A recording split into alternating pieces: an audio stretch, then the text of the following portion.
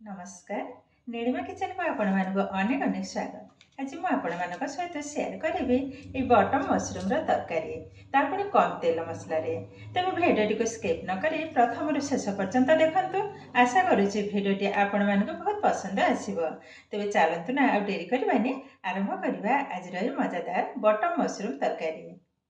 ये मुझे देखु अध केजी मशरूम जोटा कि बटम मशरूम आग भल भाव परिष्कार भाव धोई ने काटि धोई सारापर ही काटि काटिकी धोइले हेनी आग धोई ना भल भाव काटा। देखु सबुजाक मुझे धोई नहीं एवं काटि नवा जो गुड़ा बड़ अच्छी आपको 4 पीस लेखाएं कर काटि नेबी जो गुड़ा छोट अच्छी ये भाव में 2 पीस कर नेबी। देखो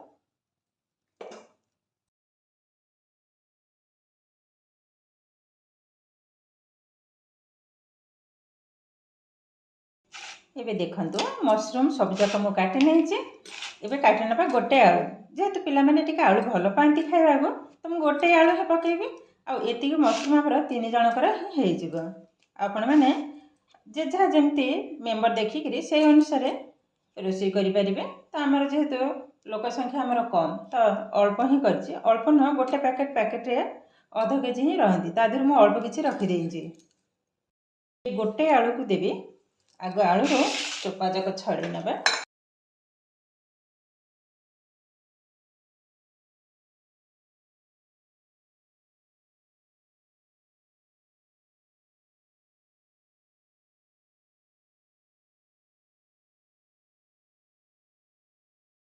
ये देखो मु गोटे ही टमाटो नहीं आग काटि नवा भल भाव धोई नहीं धोईकी ही काटुची।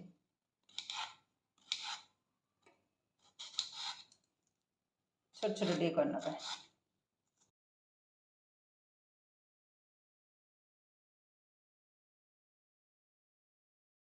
ये देखो टमाटो आलू एवं मशरूम काटि सारे एबे रोषे आरंभ करवा। ये गैस ऑन करी बसई नहीं कड़ी कड़ीटा भल भाव तातिला देदेबा तेल। कड़ी भी आमर ताती हो गलानी अल्प टिके तेल देवी बेसी देवी मशरूम आलूटा भाजी नेबी। देखो गोटे टेबुल स्पून हम तेलटा भल भाव तातिला आलू को पकई नवा भाजापी। ये तेल भी ताती हो गलानी पकई नवा आलू अल्प टिके लुण को पकई नेबी तो आलू भितर लुणटा भल भाव पशि तरकारीटा भल लगे खाइबा। ये गोले नवा आ लो फ्लेम रे आलूटा को भाज आलूटा भल भाव सीझे भजाटा भी भाज। ये कभर कर नवा आलूटा संपूर्ण भजा है पुणी आपण सहित सेयार करेंगे। ये देखो आलूटा भी सुंदर भाव में भजा हो गला। ये ओल्हे नवा ये से कड़े अल्प टिके तेल पकेबी बेस एति तेल तेलटा भी ताती हो गला। ये मशरूम जाक भाजी नवा ढाली नेली सब जाक भल भाव कि मशरूमटा को भाजा हम मुझे एकदम अल्प तेल पकईजे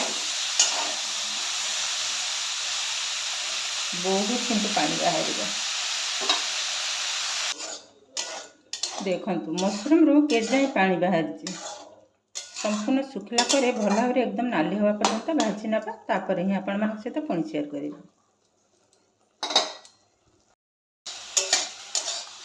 तो देखो सब जाक पानी आना सब सुखी जाए केवल भाजी नवा टिके नाली करे।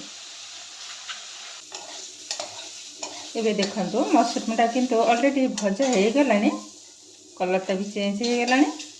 ये ओल्हे नवा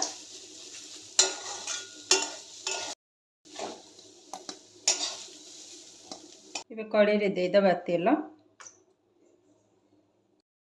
तेलटा भल भाव में गरम है गोटे शुखला लंका देवी बेसी देवी ना लंकाटा को टिके भाजी नवा।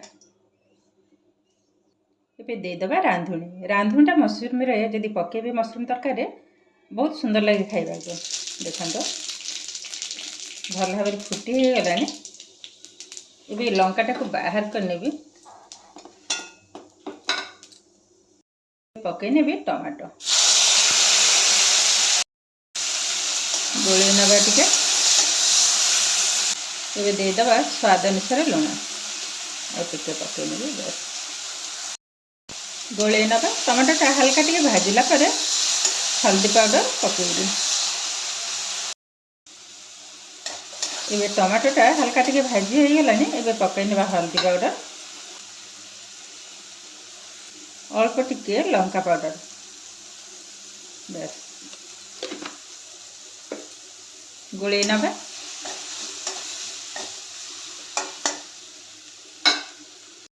ଏବେ ଦେଇଦେବି ହେଙ୍ଗୁଟା ପକାଇବା ଦ୍ୱାରା ତରକାରୀର ବାସ୍ନାଟା ବି ମଧ୍ୟ ଭଲ ହୁଏ, ତା ସହିତ ହଜମ ବି ହୁଏ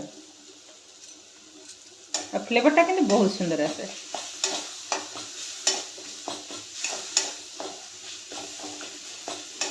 ଆଉ କିଛି ବି ମସଲା ଦେବିନି।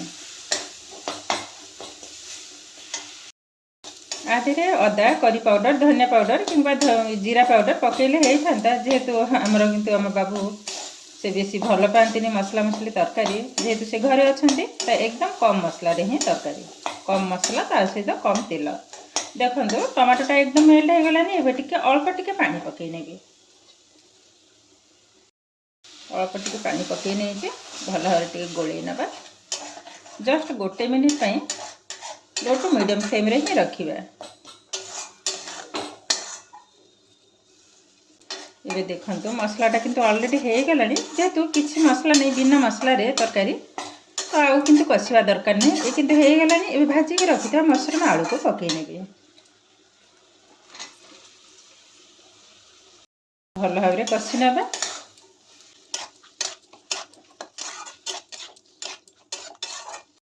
ପାଖାପାଖି ଲୋ ଫ୍ଲେମ୍ରେ 2-3 ମିନିଟ୍ ପାଇଁ ଭଲ ଭାବରେ ଭାଜି ନେବି। ମୋତେ ବହୁତ ଲୋକ କମେଣ୍ଟରେ ମୋତେ ପଚାରିଥିଲେ ଯେ ଦିଦି ଆପଣ ଏତେ କମ୍ ତେଲ ମସଲାରେ କେମିତି ରୋଷେଇ କରନ୍ତି? ରୋଷେଇ କରେ, ତେଲ ମସଲାରେ ବି ମୁଁ ରୋଷେଇ କରେ, କିନ୍ତୁ ସବୁ ସମୟରେ ନୁହଁ। ଯେତେବେଳେ ମୋ ହଜବେଣ୍ଡ ଘରକୁ ଆସନ୍ତି ମୁଁ ସେହି ସମୟରେ କିନ୍ତୁ ଏକଦମ ତେଲ ମସଲା କମ୍ ପକାଏ। ଆଉ ଯେଉଁ ସମୟ ମୁଁ ଏକୁଟିଆ ହିଁ ରୁହେ ସେହି ସମୟରେ କିନ୍ତୁ ଅଧିକା ଟିକେ ତେଲ ମସଲା ହିଁ ପକାଏ। ବିଶେଷ କରି ରାଗଟା ଟିକେ ଅଧିକା ତରକାରୀରେ ପକାଏ। ଆଉ ମସରୁମ୍ ତରକାରୀ ମାନେ ତ ଜାଣିଥିବେ ମସଲା ନହେଲେ ଭଲ ଲାଗିବନି। ବିଶେଷ କରି ଏ ଯେଉଁ ବଟମ୍ ମସରୁମ୍ ଆଦେହରେ କିନ୍ତୁ ମସଲା ନ ପଡ଼ିଲେ ଭଲ ଲାଗିବନି। ଯେମିତିକି ଟିକେ ଚାରମଗଜ ବଟା କିମ୍ବା କାଜୁ ବଟା ଏ ନହେଲେ କିନ୍ତୁ ତରକାରୀଟା ଭଲ ଲାଗେନି। ଯଦି ସେ ମସଲା ଖାଇବାକୁ ପସନ୍ଦ କରନ୍ତିନି ତ ସେଇ ସକାଶେ ମୁଁ ଅଳ୍ପ ଏକଦମ ମସଲାରେ ହିଁ ରୋଷେଇ କରିଛି। ଦେଖିପାରୁଥିବେ ଲଙ୍କାଟା ଯେଉଁ ଭାଜିଥିଲି ତାକୁ ଲାଷ୍ଟରେ ହିଁ ପକାଇଲି, ନହେଲେ କିନ୍ତୁ ସେ ସିଝି ହେଇଗଲେ ରାଗ ବାହାରିଯିବ।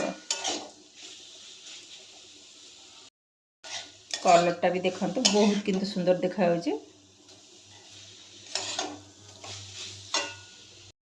ଆଉ ଏ ମସରୁମ୍ ତରକାରୀଟା ଭଲ ଲାଗିବ ଏଇ ସକାଶେ ଯଦି ଭଲ ଭାବରେ ଭାଜିବେ ବଟନ୍ ମସରୁମ୍ଟାକୁ ତାହେଲେ ମସରୁମ୍ ତରକାରୀଟା ଭଲ ଲାଗିବ। ଆଉ ଯଦି ଭଜା କମ୍ ହେଇଯିବ ତାହେଲେ ତରକାରୀ ଭଲ ଲାଗିବନି। ଯେହେତୁ ମୁଁ ମସରୁମ୍ଟାକୁ ଏକଦମ ନାଲି କରି ଭାଜି ନେଇଛି ଆଉ ତରକାରୀ କିନ୍ତୁ ଭଲ ଲାଗିବ।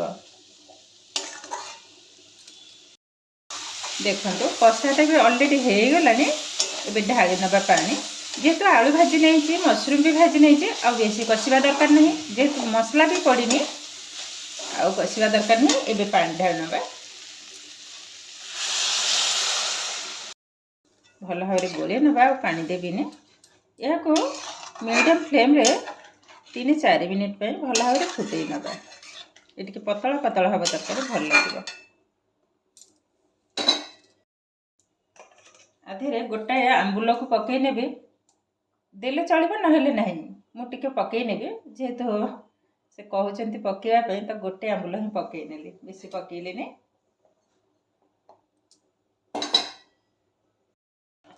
ଏବେ ଦେଖନ୍ତୁ ତରକାରୀ ବି ଅଲରେଡ଼ି ହେଇଗଲାଣି। ଏବେ ଓହ୍ଲେଇ ନେବା।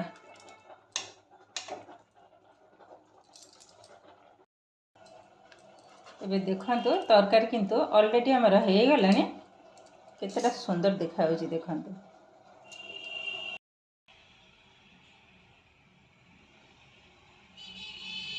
ଏବେ ଦେଖନ୍ତୁ ଏକଦମ କମ୍ ତେଲ ମସଲାରେ ତରକାରୀ ଆମର ରେଡ଼ି ହେଇଗଲାଣି, ମସରୁମ୍ ଆଳୁ ତରକାରୀ। ଆଉ ଏମିତି ଯଦି କମ୍ ତେଲ ମସଲାରେ ତରକାରୀ କରିବେ ନିଜେ ସୁସ୍ଥ ରହିବା ସହିତ ସମସ୍ତେ ମଧ୍ୟ ସୁସ୍ଥ ରହିବେ। କାହିଁକି ଜାଣିଛନ୍ତି ନା ଗୋଟେ ମାଆଙ୍କ ଉପରେ ନିର୍ଭର କରେ ଏଇ ପରିବାର। ତ ସେଇ ସକାଶେ ଯେତେଟା ସମ୍ଭବ ସେତେଟା ତେଲ ମସଲା ଠାରୁ ଦୂରେଇ ରହିବା ହିଁ ଭଲ। ତ तो आज भिडियोटी आपको केमिति लगिला कमेंट करने को जमा भी भूलिबेनी। आउ जदि भिडियोटी भल लगे लाइक करेंगे, शेयर करेंगे, चैनल रे नुआ थे चैनल को सब्सक्राइब करने सहित पाखरे थिबा बेल आइकन को क्लिक करेंगे। ताहले आगो को आसुथबा नुआ नुआ भिडियोर नोटिफिकेशन सर्वप्रथम आपण मानक पाखरे पहुंची जिवो। फेसबुक पेज रे देखुथिले पेज को निश्चय फॉलो करेंगे। ताहले आज पई रहूची पुणी देखा हबो आउ एक नुआ भिडियो रे। नमस्कार।